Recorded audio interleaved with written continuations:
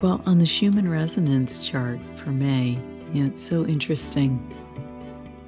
We've got the last day of May on the chart, and we're on the 2nd of June. And one of the most notable things about May is the absence of white resonance on the chart. Normally, we get these kind of big sprays of white resonance, like we get these waves. And on the space observing system chart, we just haven't seen that in May. And so I think that's really interesting, and it's something I'm going to talk about again in a separate video. So what is going on behind the scenes? Well, what there's been a lot of, even the last, even today, is these dots, these sprays of red resonance on the chart around 8 hertz, which matches with our alpha brain waves. It also matches with the natural frequency of the earth. The other really interesting thing that's happened is that there are these lines that look like stair steps, like stair steps up in thinking. And those correlate with about the high gamma, not gamma, high beta brain waves. And that's our more complex thinking. And some of these lines have been in gamma brainwaves, which is our spiritual nature, our spiritual brain. So,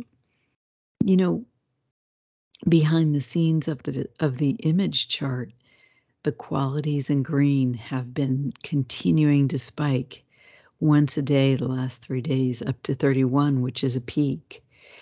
And so putting it all together, to me, it looks like our confidence keeps building below the surface. But as it builds, we gain the courage to face, right, these situations, energies, information that might be agitating us. And the agitation stirs us. And so there's this ping back and forth between confidence and what we're seeing in the world. And we're building our confidence by taking actions and then seeing small successes and taking actions and seeing big successes.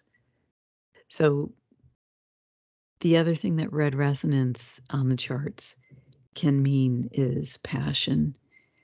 And so what happens is as we build confidence, our passions start to bubble up to the surface. And we get in touch with how do we really feel, right? What's really going on? So the power on the charts is low. The amplitudes are low right now. And I think it's interesting to look at what shows when power is low, right? When our energies are low. Either we're tired, and if we're tired, why is that? Maybe we've been doing inner work. Maybe something's going on emotionally, mentally, that causes a tiredness, right? And it's actually us doing the work of processing what we're thinking about, or moving through feelings, moving through emotions about what is going on.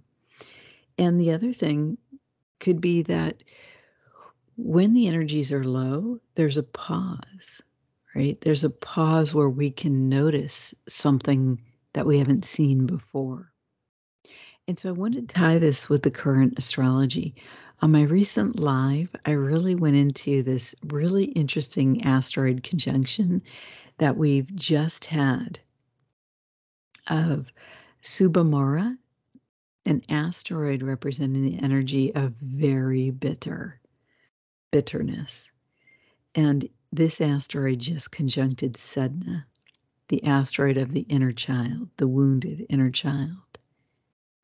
And as Subamara moves out of range, it's going to still be within range of Sedna in orb at the full moon tomorrow, June 3rd. So there's going to be this aspect of bitterness behind the scenes during the full moon. And it's interesting because I happen to see the astronomic symbol for Sedna not sadness, sorry, for Subamara this morning, and I was very surprised. It's essentially a cross, the Christian cross, at an angle, and then supported by a beam that's grounded. You know, the beam has, anyway, the beam that's supporting this fallen cross is grounded. And it kind of made me think of the meaning of bitterness, right? In a way, bitterness, holding on to bitterness over time, there's a bit of rebellion against God with that. And why is that? Bitter situations that would cause bitterness in us, are usually negative things that have happened. They could be betrayals, for example, and they leave a flavor in our mouth that we don't like. But if we hold on to that rather than processing the emotion, right? Rather than moving through what happened and then letting it go, we can generate bitterness. And bitterness is something that can stay with us for a long time. It can stay with us for a lifetime if we don't bring consciousness to the situation. And sometimes situations come up at the right moment, right? They come up to be revealed at the right moment. The other really interesting thing about bitterness is that it generates a kind of a cycling.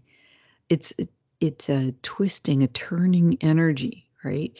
Because a person who's bitter is turning the situation over again and again in their mind, but they're not coming to any resolution. So it's almost dizzying. And in that dizzying and in that turning it over again and again in a negative fashion, it can almost be a downward type spiral. We move further and further away in that experience of life. We move further and further away from God, from the divine within, from love, right? Around whatever the details were about. And so I want to look at the rest of the astrology going on at the moment. The moon right now is still in Scorpio. Tomorrow it'll be in Sagittarius at the full moon. But in Scorpio, the moon is very secretive. However, today it exactly opposes Uranus and Mercury. What does that mean? It means the revealing of secrets. And because the moon is in Pluto, and because Uranus with Mercury, right, speaking out loud and shocking surprises. So there's an aspect of a big energy here. And with Pluto ruling Scorpio, force might be involved with this revelation. There might be aspects of domination, of that same kind of a twisting energy or applying pressure. And so the secrets over what caused this bitterness in the first place might be revealed here. And very likely there will be movement on this, because you also have Pluto still squaring the nodes of the moon, especially the south node, the past, in Scorpio as well. So what happened in the past to cause these feelings? The healing here and what the information is about might relate to our woundings, because the moon is quincunx Chiron, the wounded healer.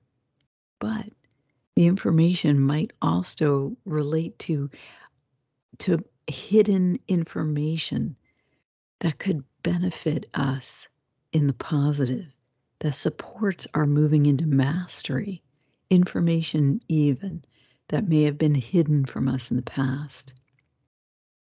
It's also really neat right now to see Mars in Leo, and at the same time, Lilith and Athena in Leo. So women are strengthening, men are strengthening, right? Because Leo is a sign of the individual. And Lilith and Athena are two super strong feminine energies. Lilith, so competent in the non-physical, right? In the mysteries that are unseen of womanhood, and able to protect in these areas as well. Protect herself, protect her family, protect her man. And Athena, who supports the human hero, who gives us the tools to pursue a divine mission. So Mars, the male energy, is conjunct Varuna, which represents an asteroid representing justice. So these are really powerful energies for male and females, really starting to come forth, especially Mars, the male energy, because Mars has been squaring Jupiter. So this is a really big energy for men, to support the male side of things as well. And with Jupiter conjunct the North Node, there's a voraciousness to this energy and sort of an everlasting ebullience to it. It's really quite strong. The male energy is also quincunx Saturn. So there's an aspect here of spiritual mission, right? Spiritual mission that's attainable. What is the form of that? What shape will that mission take?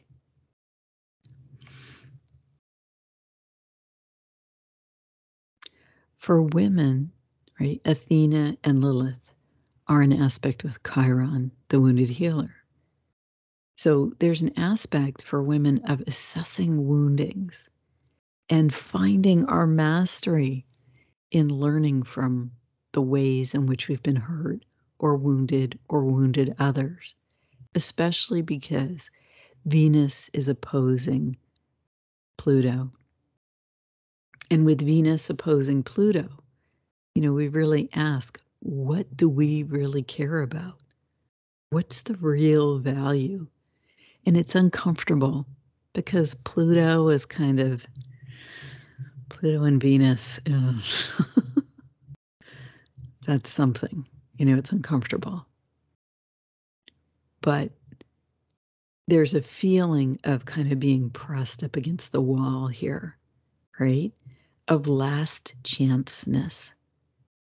What do I really care about? What am I going to bring forward with me? And supporting us here is really a beautiful trine. The trine is between Venus, the moon, and Neptune. So even though right now she's kind of up against a wall with Pluto, and he's demanding to know, what's important? What do you want?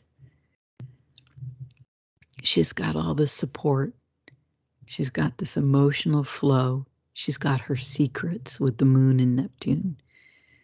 And she's got her spiritual nature backing her up. Since it's in a trine, she can access the positive strengths, and we can access the positive aspects of spiritual energy and our own emotional energy today. And this is flavoring the full moon tomorrow. So carry on. Carry on, my wayward son or daughter, as the song goes.